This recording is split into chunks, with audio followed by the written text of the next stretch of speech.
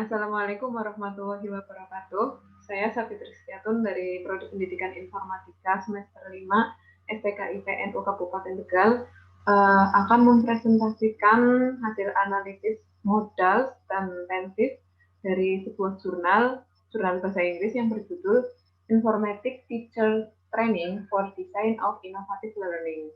Ya, sebelum saya sampaikan hasil analisisnya, akan terlebih dahulu saya ingatkan kepada teman-teman yaitu tentang pengertian tensis terlebih dahulu. Apa sih itu tensis? Tensis adalah bentuk kata kerja dalam bahasa Inggris untuk menunjukkan waktu terjadinya suatu perbuatan atau peristiwa. Itu bisa masa sekarang, masa depan, atau masa lalu, ya. Kemudian jumlah tensis ya itu ada 16 tenses, di mana ada simple present tense, present continuous tense, dan seterusnya. Tidak akan saya jelaskan karena teman-teman sudah mendapatkan materi ini sebelumnya. Oke, kita lanjut ke rumus tenses. Di situ di layar ya, bisa teman-teman lihat sendiri. Ada bentuk waktunya, ada present, past, future, dan past future. Dimana kalau present itu untuk menunjukkan waktu sekarang atau sebuah kebiasaan, untuk past itu untuk menunjukkan waktu lampau, future untuk menunjukkan waktu atau masa yang akan datang, dan past future untuk kalimat yang tidak langsung. Kemudian ini ada rumusnya di bawahnya, bisa dilihat sendiri ya. Untuk contoh present tense ya, misalnya saya sedang makan, saya sedang belajar. Untuk past present untuk past tense ya, itu contohnya misalkan gini, saya mengerjakan tugas kemarin malam. Untuk future contohnya yaitu saya akan datang ke sekolah besok. Terus untuk past future, contohnya yaitu misalkan guru mengatakan tugas harus diselesaikan minggu depan. Tuh. Oke. Untuk selanjutnya yaitu kita lanjut ke modal. Apa sih itu modal? Modal adalah jenis auxiliary verb yang digunakan untuk mengekspresikan kemampuan, kemungkinan, izin, larangan, dan keharusan. Apa saja? Ada will, would, might, shall, can, should, make, ought to, dan lainnya. Contohnya untuk might berarti untuk menyatakan izin. Ya, contohnya, might I borrow your book? Bolehkah saya meminjam bukumu? Kalau yang can menyatakan kemampuan. Misalkan, can you help me? Dapatkah kau menolongku? Seperti itu. Kalau untuk should untuk menyatakan sebuah keharusan. Terus untuk selanjutnya ya, hasil analisis atau analisis threshold. Ya. Ini sebenarnya ada PDF untuk jurnalnya, dan ini ada oret-oretan dari hasil analisisnya. Cuman ketika ditampilkan akan membutuhkan waktu loading yang lama, jadi langsung saja. Ya, ini hasil analisisnya sudah saya ringkas menjadi sebuah tabel, di mana pada nomor 1 saya menemukan simple past tense ya, yang alasannya yaitu subject plus to be. Sini kebetulan ada to be are terus verb 2, itu rumusnya. Pada kalimat the particle aspect and experience of the kind of training are covered below on the example of student development. Kemudian yang kedua, saya menemukan simple past tense juga dengan rumus subject, was atau were. Salah satunya ya. Kemudian di sini setelah subject, tutorial ini sebagai subject, kemudian was design, was itu ini rumusnya ya, ada was atau were, di sini ada was. Ya, kemudian yang ketiga masih simple past tense. Penyebabnya yaitu subject plus was atau were. Ya, sini ada were. Kemudian yang keempat ada simple past tense.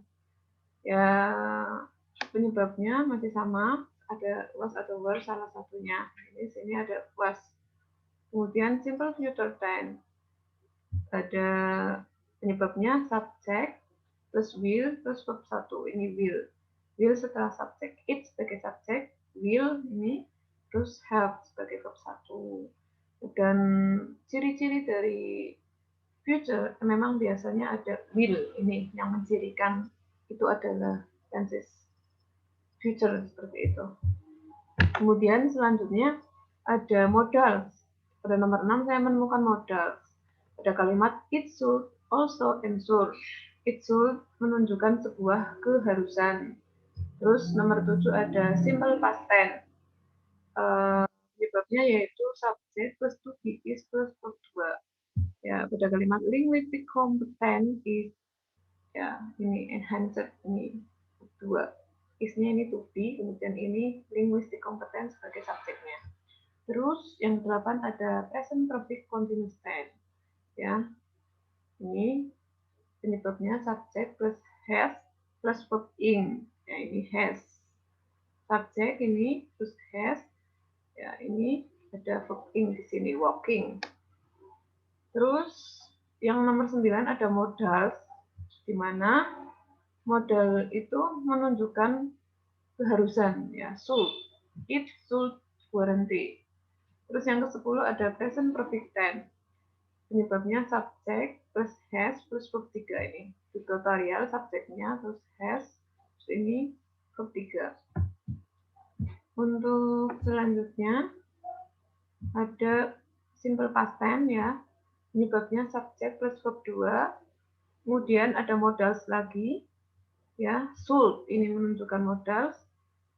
Kemudian present perfect tense. Ya, ada subject plus has plus been. Ya, ini has been ya ini.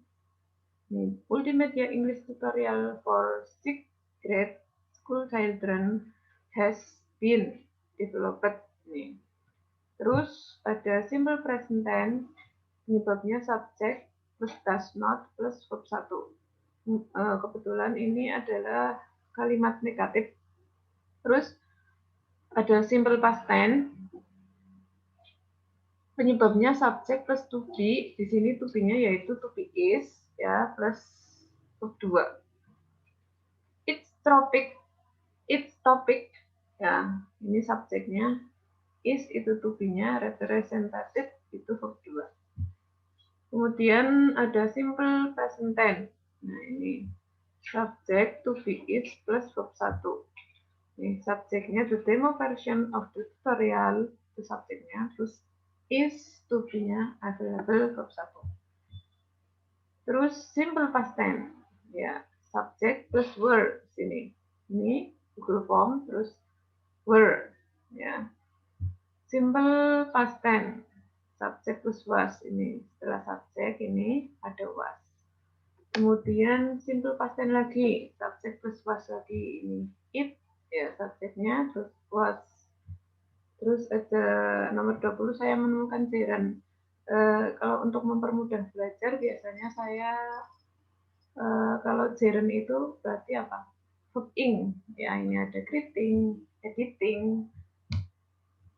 Terus selanjutnya yaitu simple present tense.